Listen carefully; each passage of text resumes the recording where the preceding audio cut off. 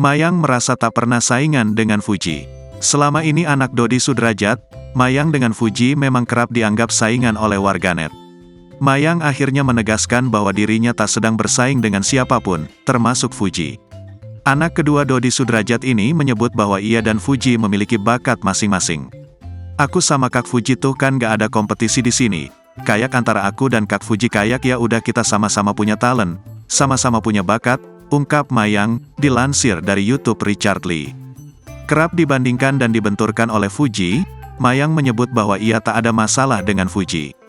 Meski merasa tidak ada masalah, Mayang mengaku jika hubungannya dengan Fuji tak baik-baik saja.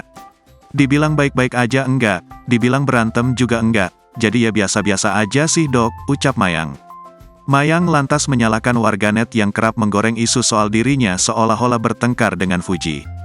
Adik mendiang Vanessa Angel ini mengatakan bahwa tak ada perang dingin antara dirinya dengan adik bungsu Bibi Andriansyah. Karena emang netizen dan media aja yang suka ngegoreng-goreng berita jadi seakan-akan aku sama Kak Fuji itu ada perang dingin, padahal enggak biasa aja gitu, ungkapnya lagi. Dr. Richard Lee pun menyinggung soal kesuksesan Fuji yang kini lebih di atas Mayang. Mayang pun menegaskan bahwa dirinya tak iri ataupun kesal dengan kesuksesan Fuji.